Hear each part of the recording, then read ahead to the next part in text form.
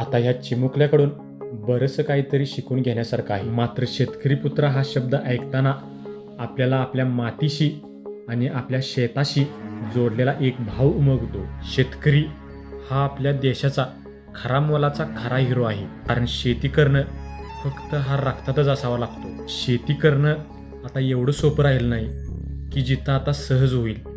आता हा चिमुकला शेतात राबतानाचा दिसतोय.